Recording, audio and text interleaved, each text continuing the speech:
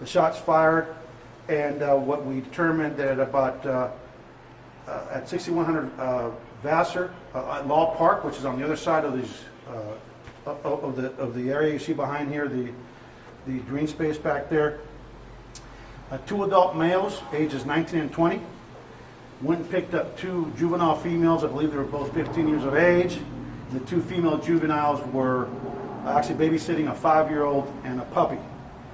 What occurred is after the officers put out the shots fired, striking out trees back here at our property, Fox actually spotted the vehicle in the park, called it out. They put the sunbeam light on the vehicle, and these individuals, what we've determined through our investigation, were not targeting the station. What occurred is that the 20-year-old actually borrowed the AK-47 style assault rifle, went and picked up these girls along with his brother, his 19-year-old brother, went to the park, and I have a feeling they were trying to put on a show for 2 15-year-olds. Why adult men are picking up 15-year-olds is another story for another day. But our investigation has determined that that they were not targeting the station. As a matter of fact, the investigator determined that the young girls told them, "Do you realize that that's the police station back there?" And then when the helicopter spotted them, they knew that there was nowhere to go, nowhere to run. They actually waited for patrol officers, and that they were detained without incident. The 20-year-old has been charged with felony deadly conduct. The AK-47 was tagged. It included a magazine with 26 additional live rounds, and the 5-year-old was taken to the mother, and the 2 young ladies were released as well as the 19-year-old. This is an indication of the fact that people don't understand that when you discharge a firearm, especially in a populated area like this, that is in fact deadly conduct, and we can't tolerate it in our city. We're very fortunate that the rounds struck a trees. It didn't strike an officer in the parking lot, and we're very fortunate that Fox was up in the air, was able to spot these individuals right away. And so our investigation will continue. We are now entering the firearm and the NIBIN system with our friends at the ATF, who are great friends in terms of partners as it relates to investigating gun crime and investigating and obtaining criminal intelligence, gun intelligence from these guns. And so that process is ongoing now, and we will not be releasing this individual's name at this point because it's not in the DIM system yet, but we will release the individual's name later on. The individual, we haven't found any criminal history in terms of this individual, but he's got felony deadly conduct charges now. So with that, I want to thank Commander Borza and his team for their quick action. I want to thank Commander Cantu from the Air Operations Division Special. Did a phenomenal job, and especially the officers that moved in very quickly. The suspect was male black, and again, one of the things I was just talking to a member of the United States Senate from another state that's the ranking member of a committee who's talking about the issues of police reform and trying to make policing better. One of the narratives that we get is that law enforcement does not take people of color into custody without killing people, and that's and sadly we still have tragedies involving people of color where we did not act in terms of our profession appropriately, and in terms of George Floyd, it was actually, you all know how we all feel. It was egregious and unconscionable. But this is another example, an individual shooting an AK-47 in the middle of the night at a police station. The police responded, knowing that they were going to respond to a person that was armed. They complied with the officer's directions, and they approached tactically, and no one was hurt.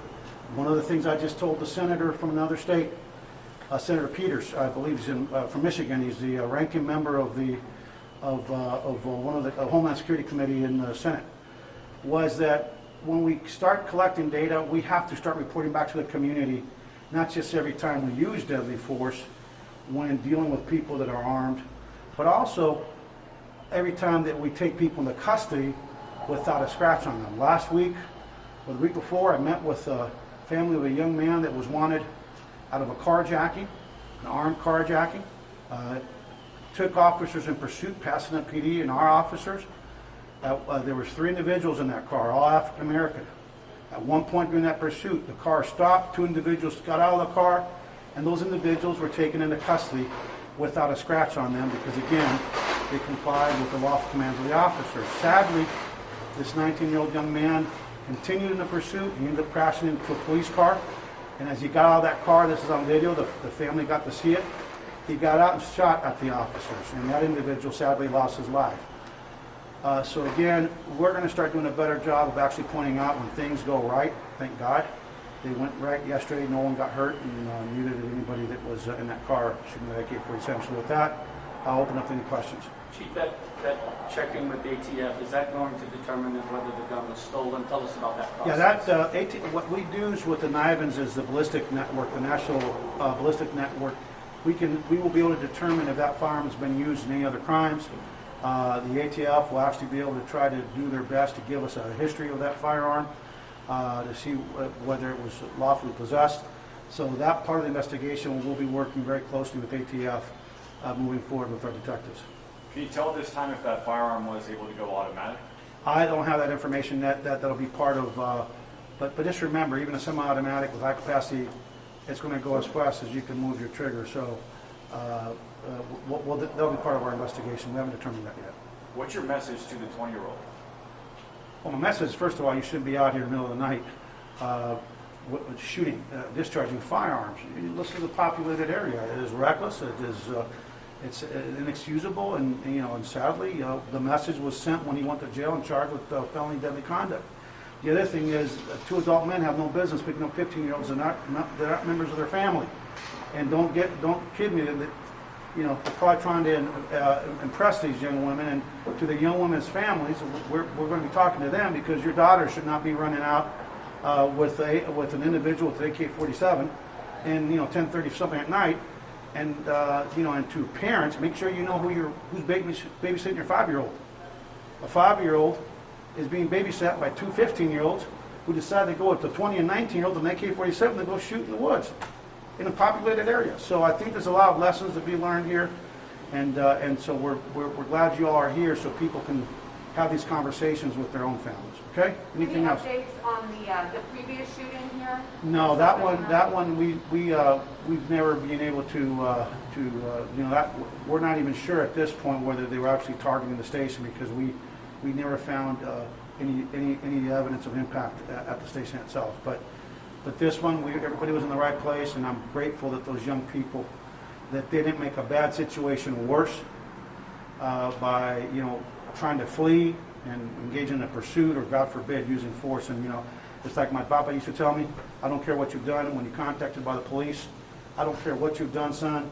You can get out of jail, you can't get out of the cemetery. You just do whatever the officers tell you, and if they're wrong, we'll deal with them later. And so we're very happy that no one was hurt yesterday. What evidence was found at the scene?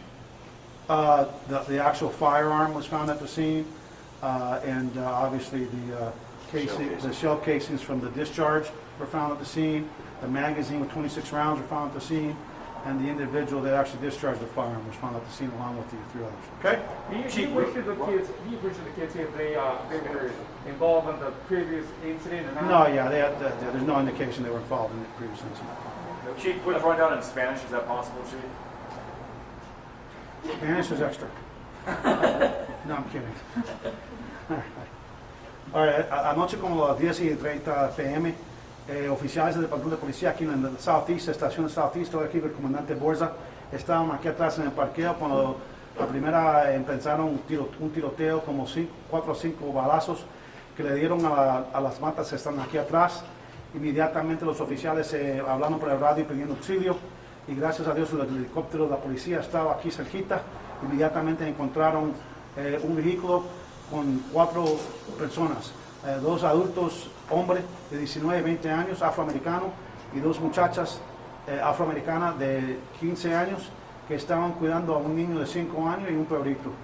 Lo que ocurrió, la investigación enseñó que cuando el señor de 20 años cogió un AK-47 rifle y con su hermano de 19 años recogieron las muchachas, fueron aquí atrás al parque Law Park, en la 6100 Vassar, y dispararon.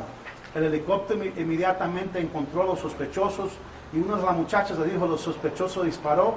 Oye, Bruto, ¿no te das cuenta que esta es la estación de la policía? Y cuando el helicóptero puso la luz, ellos sabían que no podían darse la fuga y esperaron que lo llevaran preso. El conducto, el sospechoso que disparó de 20 años, tiene cargas de felonías por disparar en una área así como esta, y los demás no tienen ninguna cargas. Esto es un caso de nuevo. Es una persona que estaba disparando, le pegó aquí a la estación, y al fin del día, cuando la policía llegó, hicieron caso a las órdenes de los oficiales, y nuestros oficiales lo llevaron presos sin ningún uso de fuerza. Y para mí eso dice que nuestros oficiales son profesionales, y gracias a Dios no hubo nadie herido. Okay? Thanks, everybody. Thanks, Chief. Yeah, we don't have a birthday party for me and a promotional party upstairs. If you want some cake and cookies.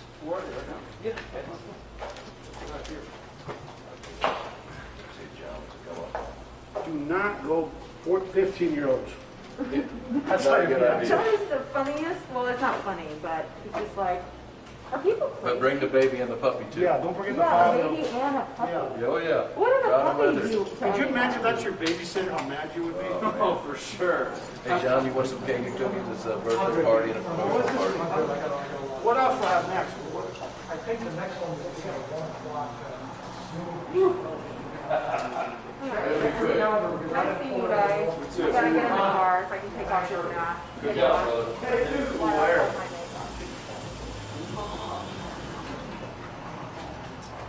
Struck trees.